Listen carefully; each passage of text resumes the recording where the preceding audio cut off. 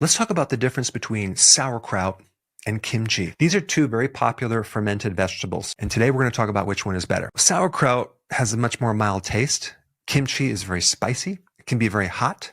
Kimchi is made from a certain type of cabbage called Napa cabbage, radishes, garlic, chili pepper, ginger, and salt. Obviously, right there, if you have more vegetables involved, you're going to have more phytonutrients. It also has more of a diversity of different microbes. Now, with sauerkraut, the dominant microbe is something called Lactobacillus plantarum. Now, of course, that's also the dominant microbe in kimchi as well. This microbe is very interesting because it can survive in very harsh environments. It can not be affected by the acid in your stomach. They can survive and other microbes cannot. And therefore, it can help us because it balances out more good bacteria than bad bacteria. That helps make this mucus barrier to prevent pathogens from going in there and creating leaky gut. It has the ability to increase serotonin. 90% of all the serotonin in your body is made in the gut. Serotonin is also the precursor to another hormone called melatonin. And melatonin is a very potent antioxidant if it's inside your cell, but it also is something that helps you sleep at night. If we switch over to kimchi,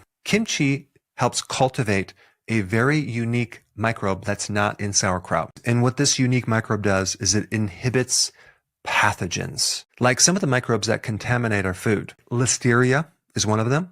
Kimchi's microbe greatly inhibits that pathogen. What's really unique about this microbe as well is it inhibits not just pathogens, but also funguses and yeast in certain molds. And some people even take diluted drops of the liquid in kimchi and they spray it in their sinuses. However, if you just take raw kimchi, just by consuming it orally, it can indirectly help the sinuses because it can travel up through the respiratory tissues. Kimchi also survives in cold temperature. This is why you can keep it in the fridge and everything is fine. And the same thing with sauerkraut as well. If we flip over to sauerkraut, sauerkraut has a little bit more of a certain microbe called L. brevis, which has a lot of benefits to the gut and even to the immune system. Both sauerkraut and kimchi also make something else, something called bacteriocin. Bacteriocins are natural antibiotics. They're not going to be a broad spectrum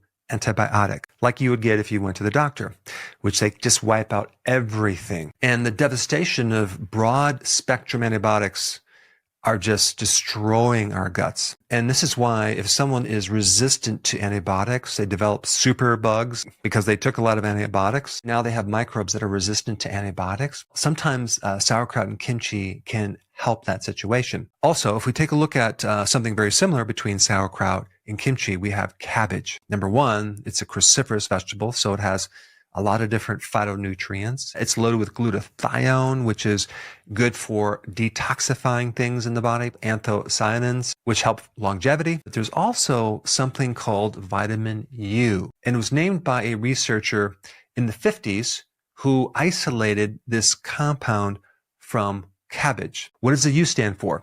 It stands for ulcers, protecting against ulcers, helps you repair the inner tissue of your digestive system, as well as decreasing inflammation. This is why it's so good for ulcers as well as gastritis, because it directly affects the cells that make gastric acid. So anytime you have an ulcer or especially gastritis, think cabbage, and as well as any inflammation in the gut, like IBS. Now, on top of that molecule, you also have another thing that cabbage has, and that's glutamine.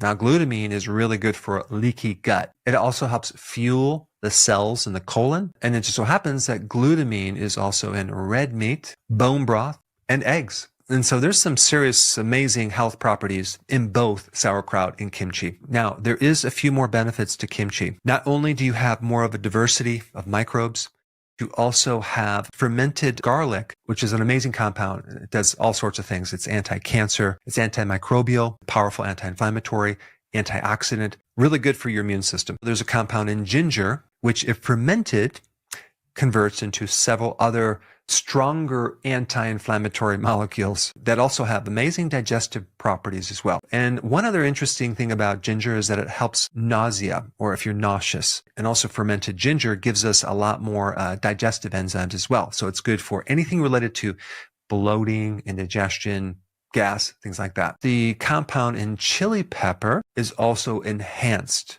when it's fermented. So this is going to be really good for inflammation, pain, circulation, metabolism, and also fat loss as well. And if we look at sauerkraut versus kimchi with weight loss, kimchi is a lot better for weight loss. And now we know why, because it has certain properties that help with blood sugar, insulin resistance, and anything that does that is going to help you lose weight. So it's probably why the Korean people are so slim. I don't know if that's true, but the Koreans got the idea from the Chinese long ago. I think it was in the 17th century. The Chinese were fermenting vegetables back then, and then the Koreans created kimchi. As you can see, both of these products have an amazing health potential, but kimchi gives you even more benefits than sauerkraut because it's obviously, there's more vegetables in that product. Now, personally, I cannot consume kimchi because it's just too spicy, but I will consume it because I know it's good for me. And this is why I consume more sauerkraut. And one last benefit of kimchi, if compared to sauerkraut, is that kimchi has even more vitamin C than sauerkraut, which is interesting because just within 1 cup, you get over 700 milligrams. That's 10 times the RDA for vitamin C. Well, apparently kimchi has more vitamin C than even sauerkraut. Make sure if you're going to consume either sauerkraut or kimchi is you have it raw, because that's where you get the benefit of the microbes. When they pasteurized it, they heat it, they kill it, and they put it in a jar and it sits on the shelf. You don't want to consume that because you're not going to get the benefit from the microbes.